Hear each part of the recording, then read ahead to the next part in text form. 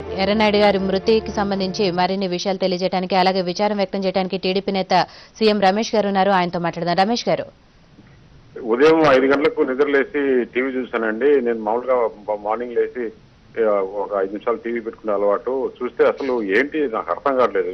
నిద్రలో కళ ఏమైనా వస్తుందా ఏంటని. నేను కూడా రాత్రి 12 గంటలకు వచ్చాను. మ్యారేజ్ చూసుకొని చిత్తూరులో ఉన్నా. అసలు షాక్ అయిపోయి అసలు నిజమా కళ ఏంటి అనేది చాలా బాధపడినాము. అసలు తీరని లోటు ఇది మా పార్టీకి కానీ అసలు భారతదేశానికి తీరని లోటు. ఇటువంటి నాయకుడు 4 సార్లు ఎమ్మెల్యేగా 4 సార్లు ఎంపీగా ఎన్నో పదవులు అనుభవించేసి చాలా హుందాగా ఉండే వ్యక్తి మా మధ్యలో ఈ రోజు లేరంటే నిజంగా మాకు నమ్మశక్యంగా ఉంది.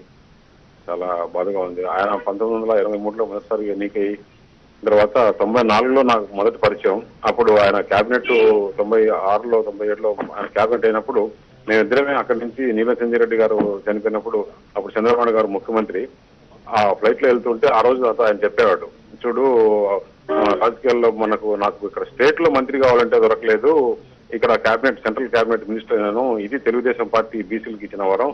రాజశేఖర రెడ్డి అనే వ్యక్తి ఇన్నేళ్లుగా ఇక్కడ ఢిల్లీలో ఉంటే పాపం ఆయన క్యాబినెట్ కాలేదు, సహాయ మంత్రి కూడా కాలేదు, నేను అయినా అంటే నిజంగా నా అదృష్టం. ఈ అదృష్టాన్ని నేను ప్రజలకు ఎంత సేవ చేయాలో అంత సేవ చేస్తాననేవాడు. ఆయన ఓడిపోయిన తర్వాత కూడా నేను ప్రజల్లో ఉంటాను, మళ్ళీ ప్రజల్లో గెలిచి వచ్చేస్తాననే వ్యక్తి. నాకు చాలా సన్నిహితంగా ఉండేవాడు, పార్టీకి చాలా ఆప్తుడు. ఈరోజు మా మధ్య లేరంటే నిజంగా చాలా బాధగా ఉంది. వాళ్ళ కుటుంబానికి మా ప్రగాఢ సంతాపం. నేను కూడా ఇప్పుడు బయలుదేరి వైజాగ్ వెళ్తున్నాను. అలాగంటే ఎర్రనాయుడు గారి పార్టీ కెరీర్ లో కానివ్వండి, పొలిటికల్ కెరీర్ లో కానివ్వండి, ఎటువంటి మైలురాళ్లు ఉన్నాయి? ఆయనకు మచ్చలేని వ్యక్తి.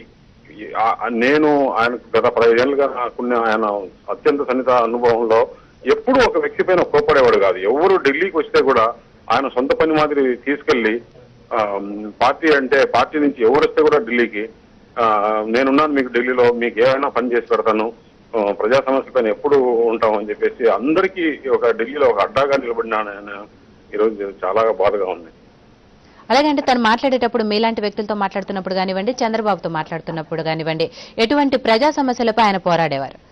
ఆయన ఒక ప్రాక్టికల్ గా ప్రజల్లో ఏ సమస్యలు ఉంది ఆ ప్రజల సమస్యలో పార్టీలో ఏదైనా ఉంటే కూడా మొహమాటం లేకుండా చంద్రబాబు నాయుడు గారికి ఈ సమస్యలు ఉన్నాయి, ఇలా చేసుకుంటే బాగుంటుంది, ఇలా చేసుకుంటే బాగుంటుంది అని చెప్పేసి మొహమాటం లేకుండా, కొంతమంది ఇది చెప్తే 10 మందిలో ఏమవుతుందో ఏమో అనేది కాకుండా ఆయన మొహమాటం లేకుండా ఆయన అభిప్రాయం వరకు ఖచ్చితంగా చెప్పాడండి. చాలా మీటింగ్లలో చూశాను.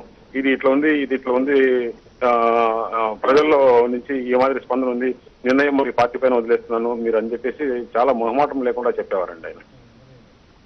థ్యాంక్ యూ రమేష్ గారు. చాలా కీలక సమయాల్లో కూడా ఆయన చాలా నిర్ణయాలు ఎట్లా తీసుకుంటే బాగుంటుంది నేను కొద్దిగా ఆలోచన చేసేసి తీసుకునే వ్యక్తి.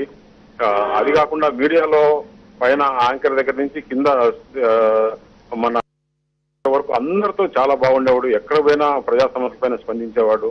ఆయనకు మొహమాటం లేకుండా మాట్లాడేవాడు. Thank you Ramesh. వాళ్ళ కుటుంబానికి ప్రగాఢ సంతాపం.